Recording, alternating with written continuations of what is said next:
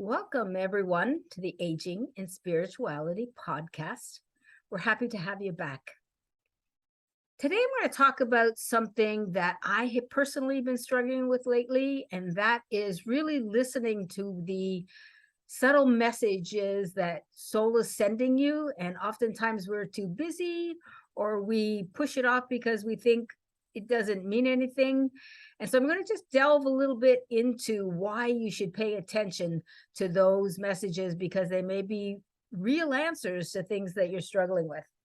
So how to listen to those subtle messages.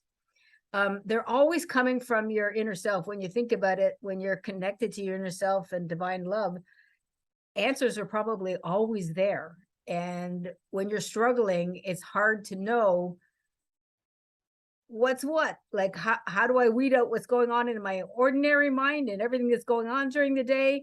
And how do I know when those subtle things are coming in and giving me answers to something that I'm really struggling with? It can be tricky at times. The mind is kind of a tricky thing. So today we're going to talk about. I was going to say, it's good to talk about that, because I know so many times I've had things where I feel like I get something I should do or something I shouldn't do, and I ignore it, and then I'm really sorry I did, because it was right on target. Absolutely. But you ignore it because you don't really know, if it's coming from the inner self or just some thought you have. So yeah, no, I love that you said that, because that is the whole point of what I'm saying today, is to make your focus and your openness and your receptivity include those things that you just go, oh, that doesn't matter, or your doubt creeps in. You hear a word or something and you think, what does that got to do with what I'm struggling with, or the question that I asked? But sometimes you push that off. But if you would sit with it, you would find that it had some kind of answer or secret to what it is that you're really struggling with, because it's on a much more subtle level. So that's what we're going to talk about today: how to connect to that inner self and take that wisdom that you get from your soul and bring it into your own life. Oftentimes dealings with just practical things, and also to take that out into the world as well, because sometimes you can get messages for other people and situations in the world that are very helpful. Sometimes it's just a word, pray or meditate, or get away from what you're doing and get still and that kind of stuff. But anyway, we're going to have an experience of it, so we'll get deeper into this. And I was just going to mention this quote that I love from the Gospel of Sri Ramakrishna.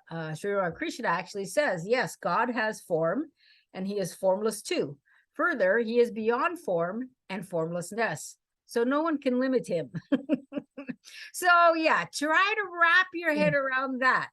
And it just makes me realize how messy the mind can be, and we need to know what to focus on. And the farther you get down the spiritual path, the longer you're doing this kind of stuff, you understand where it is that you should put your focus. Would you agree with that, Chris? Yes, absolutely.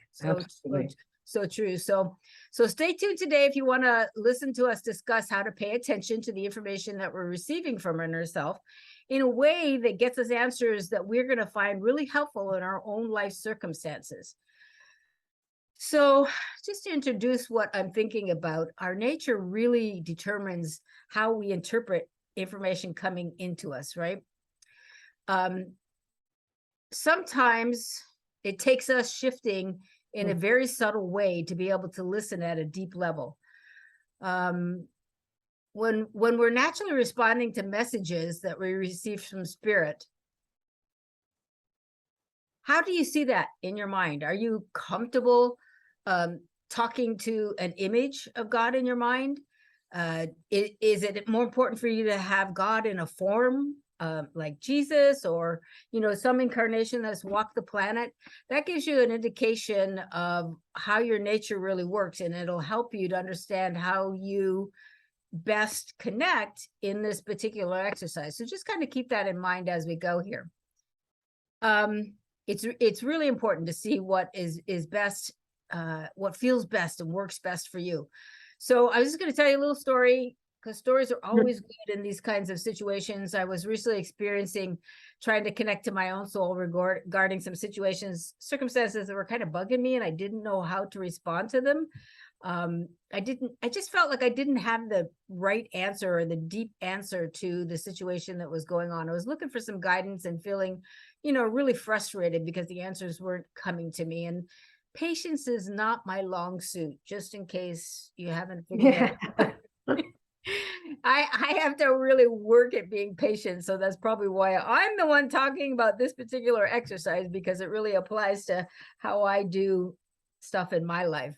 So anyway, I was having one of those moments of being frustrated. And then I realized something, because oftentimes I feel like when I'm reaching out for answers from my inner self, I feel like there's this like waiting period. Like I'm waiting for some big thing to happen, like the clouds to open, somebody to walk out and say, hey, dude, this is what you're supposed to do. This is it. And it doesn't quite work like that, So I mean, I've had aha moments, and I've had, spirit coming in different ways. And I kind of get caught up in liking the magical part of it and the mysterious part of it and all of that kind of stuff. But what I was really ignoring and didn't really dawn on to me to this particular situation was the really subtle stuff that is happening inside my mind that I was not acknowledging, because I didn't really think that it had any weight, didn't think that it had any real answer to what I was struggling with. But I found I was really dismissing the words in my mind too quickly, just thought they were just floating around in there for no reason at all. The way the mind drifts, I mean, that's a simple thing to assume, right? But I slowed down for a moment. I turned deeper inside, and I asked myself, what do these whispers mean? What did that one word mean to me in my current situation? And I was really given some very helpful insights. It seemed like not a big deal of a word, but it really had some important aspects about the situation that I was working on that I hadn't thought about. And it gave me some new ways to go at the situation so I could really help myself with it and actually help the other person that was involved as well. So I thought that was really important to set me off on this topic, thinking about, wow, we really do miss subtle help often, and it's important to really be open and pay attention to that. So we're gonna do an exercise really shortly here about being open and receptive to those kinds of messages. So Well, how did you shift into being receptive to that message? the exact great question. The process that we're going to do right now is about the openness. What I did, and I'll just kind of finish off my story. I focused on what okay, so the Japanese call this the hara line. The Hindus call this the Sushumna, and that's the energy that goes up and down the spine from the top of your head to the base of your spine. And I literally just focused on the energy in the Sushumna and got really still and really quiet. And my mind just paused long enough that I was able to have the information come in that I needed to receive. And it was something that I needed to respond to somebody else to. And I don't want to talk about somebody else's situation, but I got very valuable input on what direction I needed to act. And it made me think, holy moly, what if I just did this every day? Like, what if I just contacted my line every day? Like every day I just drop into the line and go, okay, what do you got for me today? Is there anything I need to know? What is going on? It's kind of like, an ATM machine. I just, pay attention, drop into the energy and get the answers that I need. Does that answer your question? Does that explain Yes. enough? Yeah, I want to give too many details about because somebody else was involved. So, okay. So great question, because we're going to drop into a breathing experience, which breathing practice, because I can't remember if I just visualized the Sushumna or what I did, because I'm used to meditating now. So I know how to drop into that energy field. But in most cases, and what we're going to do today is have people experience a pranayam so they can slow their breath down, slow their mind down, and then just get a sense of where that energy exists in the spine, and be able to get back to that when they feel like they're really struggling with something that they want an answer to. Okay, so we're going to do a pranayam that's called the alternate nostril breathing pranayam. And it would be silly for me to do it because we have a master pranayam teacher here.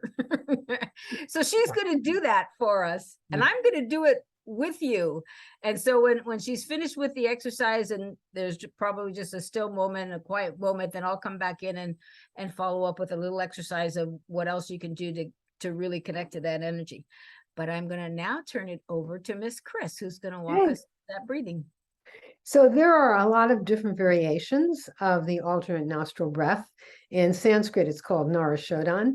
And the one that I'm going to show you today is one that is particularly helpful for getting our awareness centered in the Sushumna and that sense of openness, allowing us to get so balanced that we're more easily open to those insights and direction from the inner self.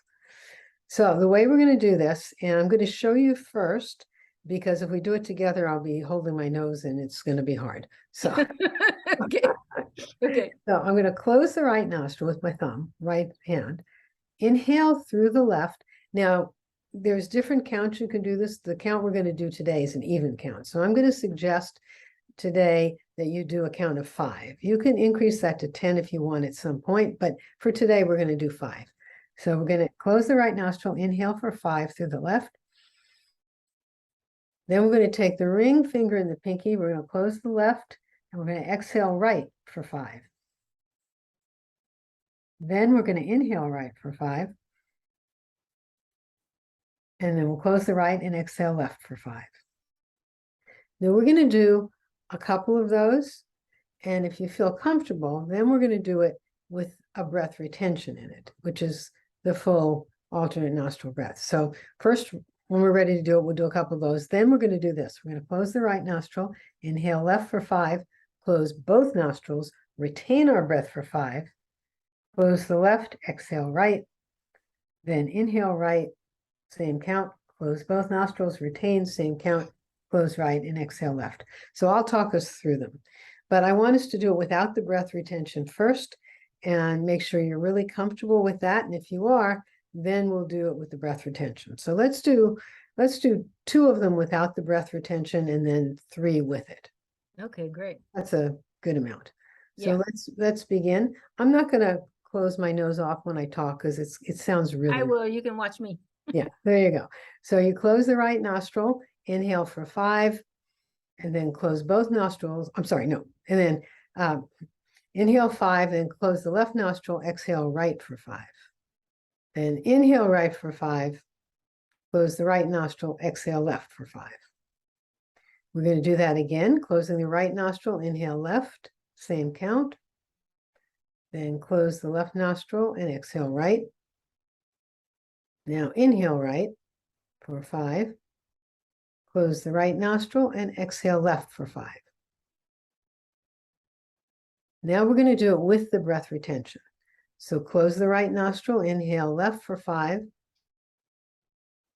Close both nostrils, retain for 5. Close the left nostril, exhale right for 5. Then inhale right for 5. Close both nostrils, retain for 5. Close the right nostril and exhale left for 5. And now I'm going to suggest we do 2 more of those, and you do it at your own rate. So Kathy and I will do it at our own rates with you.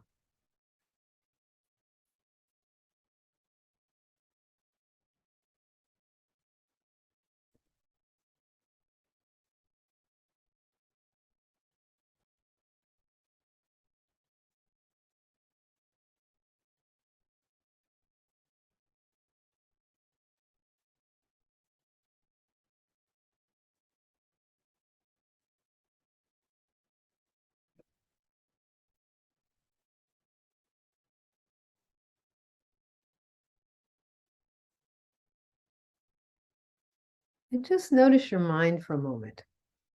It's probably feeling more calm, more still, and more receptive. And that's the idea.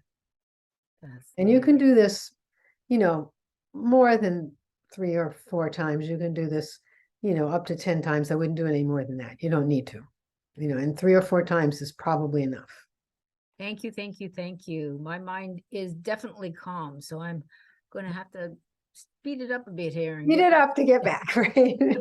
get back into the exercise here. But we're gonna take this beautiful stillness that she's created with the pranayams and let the mind just be open and be receptive, and treat it like kind of a walking meditation. You can have this kind of peacefulness going on in the mind all the time during the day when you're doing your activities, and you're open and you're receptive all the time, no matter what's going on in your world. Now, that's not going to happen, after your first practice, but it's a good thing to pay attention to and use this as a practice that you can do every day. So just maintaining that kind of peace and bliss that you've got going on in your being right now. Pay attention to the question you have in your mind that maybe you're struggling with. You're looking for some kind of guidance in your life. You have a situation that you could use some guidance from your soul on. Just think about what that question is and send that question out through your third eye. Just see the question moving out through the third eye into the universe and just let it go. Pause for a moment.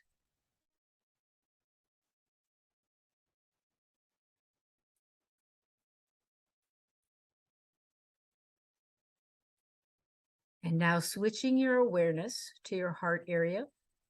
Go ahead and even place your hand over your heart and sense, what does that feel like right now? Right now, I can feel Chris's heart all the way from where she is, connecting with mine. Just a beautiful flow of divine love.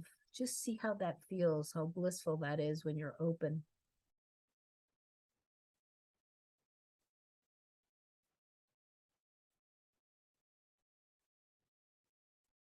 This is where you want to listen to the answers. This is where you want to be open and receptive. When you send a question out to your inner self from your third eye, you want to be in your heart to receive that answer.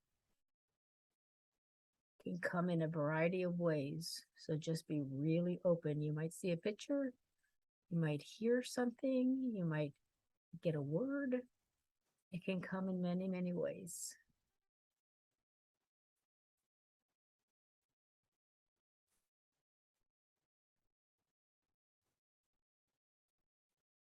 Don't try to analyze it.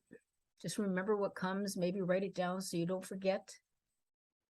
And if it's not immediately apparent to you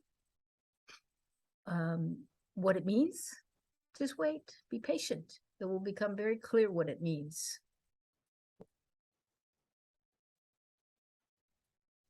That was beautiful. So, did you like that? Yes. I felt like that would be a nice follow-up to your pranayama exercise, because that just expands the ability to be open and be receptive. And it's so simple, listeners. Take this with you. Use this. This is definitely something that Chris teaches at the yoga center, and it's a very powerful beginning yoga practice that can really help you in your life. So ask yourself now, are you feeling more connected to your inner self? Can you sense that flow of energy that is moving up and down your spine literally all of the time? And when you pay attention to it, it will bring you all kinds of benefits. That feeling of being centered and peaceful and happy, they're all available to you from this movement of energy. While you're at it, pay attention to your body. Is there any signals that your body is giving you that it needs help in any way? It needs you to do anything for it? Because we get so busy in our lives, we often ignore our bodies. And boy, when you get to our age, you know how important it is to treat your body like a temple. Mhm. because it is taking you where you need to go. And every day you get up and you go, oh God, I'm so glad I still have this. Thank you, thank you, thank you. I'm so glad I got my vehicle and it's healthy and I can do what I want to do. So always pay attention to your body as well if it's sending you signals. So be sure to bring all your awareness back to the room, back to you, back to your body, so you're fully grounded and ready to go in your day. And I hope you enjoyed those exercises. I hope you enjoyed the idea of paying attention to your subtle messages, because they can be very enlightening and helpful on your path. I really experienced that this last week. It was very helpful in a situation that I was struggling with. So, okay. So I think that's it. Unless Chris, you have any other suggestions Well, today? that's great. I think Okay. that's, great stuff. Yes. Thank you for showing up, listeners. See you Thank next week. you. Take care. See you soon.